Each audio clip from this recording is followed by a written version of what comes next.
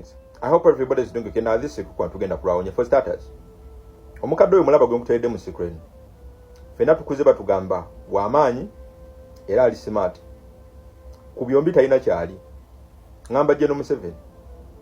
Kukuba w'amaanyi n'okuba smart. Ku bibiri talina kyali. Wabula ali ebintu bibiri. Is a coward man and an insecure man. Lwaki njogera bwenti nga tonnaba kuyomba nagamba nti muyisizaamu amaaso. Machiavelli yatuwarning naddala mu katabo ke bayita The Prince yatugamba to know if a leader is smart, look at the people around him. Okumanya omukulembeze yenna omugezi tunuulira abantu abamwetoolodde. Museveni's regime olunaku olwayire Uganda awo esiga ekifaananyi kimu eraga incompetence that became institutionalized. Eraga obunafu obwa Kimbuyege obwayingira institutions e Uganda ng'akikola atya. He favors royalty, he values royalty over merit. Afa nnyo ku bantu abagenda okumukomba ebigere, abantu abagenda okumusinza n'okumuwaana over abantu abayina ensa abasobola okutwala eggwanga maaso n'okuliteeseza obulungi. Kankuwa ensonga zange lwaki okugambye Museveni ku kyokuba nti w'amaanyi n'okuba nti mugezi talina ku byombi kyali, wabula is simply a coward man and a man who is completely insecure.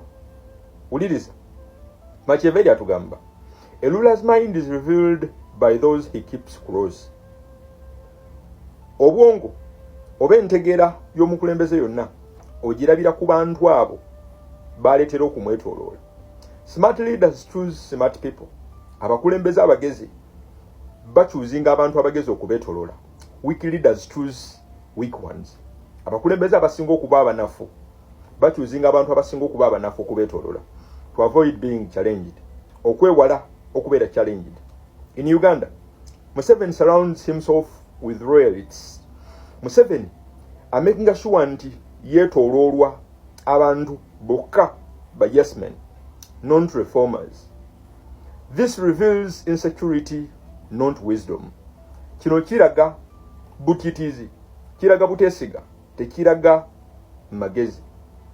Museveni akutte eggwanga lyaffe alijje from statesmen to sycophants. Mpulirizamu katono.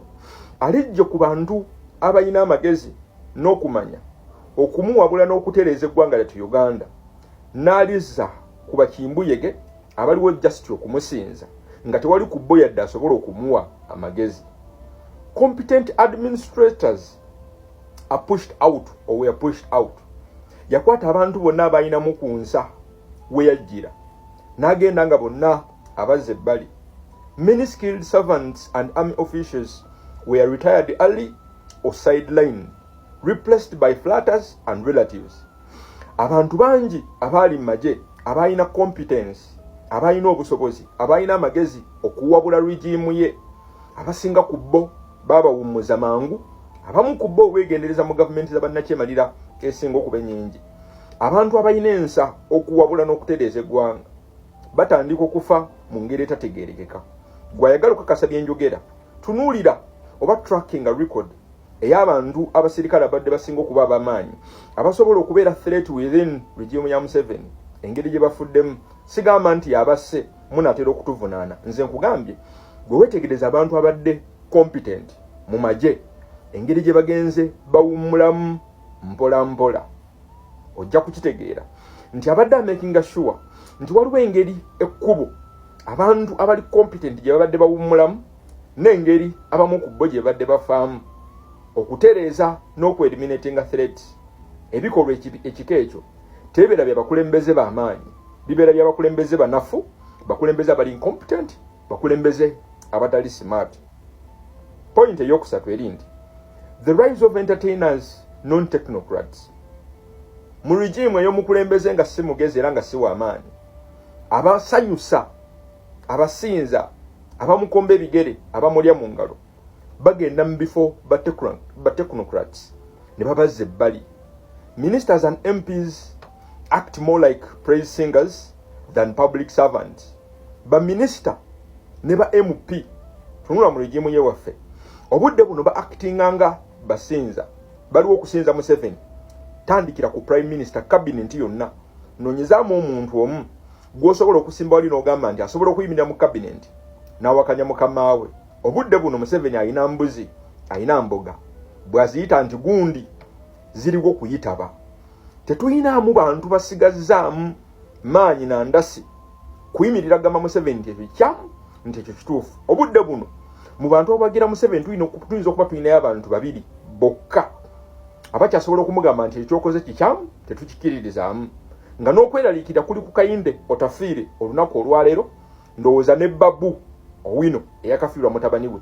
Abasigadde bonna mbuzi mboga. They simply say yes. Obudde buno Museveni yeetooloddwa ba praise singers than public servants. Some cabinet reshuffles seem like a joke. Kyova olaba tekyewuunyisa. Bw'akola cabinet reshuffle olabira ddala omuzannyo n'okusaaga. Entertainers, comedians or royal cadres are promoted over police experts. Abo bokka abasobola okutendereza n'okuwaana ebikolobero n'ebibi bya regime be bagenda mu bifo eby'amaanyi, abalina amagezi n'abalina okutegeera babeera sideline. Point eyokuna, institutions rot from the head. Institution kati zifiira ddala kuva ku mutwe.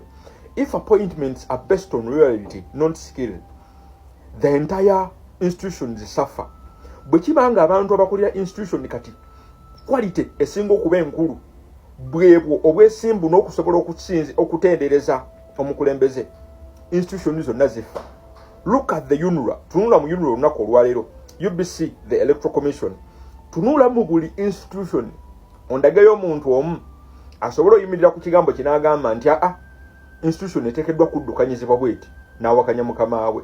Obudde buno yakwata regime yonna, cabinet yonna okuviira ddala waggulu okutuuka wansi, yateekayo bantu basobola kumutendereza, si bantu basobola kumubulira kituufu ku buti eggwanga bwe lirina kutambula. Yasigala omugezi omu, esigadde zonna mbuzi ze alunda nnunde. Merit loses to connection. Mu regime ya omukulembeze yenna nga munafu, nga kimbuyege, nga talina maanyi, simply mutiitiizi. Obusobozi bw'abantu buluzinga value, connections ne zifuuka nga ye order of the day. Incompetence becomes a career. Nti obunafu bw'omuntu oba bakimbuyege bafuuka ekiseera nga basobola okufuna emirimu lwa nsonga, basobola okuwaana n'okutendereza regime. If you know someone at the State House or are from the inner circle, you get a job even if you are unqualified. Kasitoba ng'olina gw'omanyi ng'osobola okutendereza okusinza n'okuwaana regime ya Museveni, ne woba toyina bitabo ng'olinga Eddie Kenzo full figure n'abasigadde, osobola okufuna position ey'omuntu ayina ebitabo asobola okuwabula eggwanga. Ekibuuzo kiri nti kati mbulira, olowooza Museveni mugezi oba w'amaanyi? Oba olowooza Museveni mutiitiizi ate simple abadde insecure obulamu bwe bwonna? Security over service. Museveni trusts the army more than the civil institutions. Ekyo kati obudde buno kitegeerekeka. Yeesiga amagye n'okusinga institutions ezaateebwawo ssemateeka. Military officers are put in charge of health care, fisheries, COVID response n'ebyokulonda. Afa ku ki? Afa ku royalty obudde buno than merit. Takyanoonya busobozi bw'abantu basobola kugenda mu institutions zikulembera ku transforminga ggwanga. Anoonyaawo bokka abakyasobola okukomba regime y'ebigere, abakyasobola okumusinza, saba basobola okumubuulira ekituufu nti eggwanga lirina kutambula bwe liti. No challenge allowed. Capable, independent thinkers are dangerous to dictators. Abantu abasobola okwerowooleza n'okuchallenginga regime babeera dangerous eri regime. Those who speak truth, ebiseera ebisinga babeera harassed and ignored. Incompetency becomes the culture. Obutasobola obwa kimbuyege efuuka order of the day. When the top tolerates mediocrity, akulembedde eggwanga senga toleratinga bakimbuyege abanafu, everyone copies it. Buli omu atandika okukoppa ekyo. Corruption, laziness and blame shifting becomes normal in government. Enguzi, obunafu n'okutandika okusonga engalo ku bantu abali ku opposition efuuka normal in the government. It's not just individuals, it becomes the system. Ekibuuzo kiri nti okusinziira ku by'owulidde olowooza Museveni abadde mugezi oba abadde w'amaanyi mu bukulembeze bwe? Tunuulira abamwetoolodde otunuulira abeetoolodde omukulembeze waffe olunaku olwaleero, naawe ombulire ku bombi ani w'amaanyi ani mugezi? Protest vote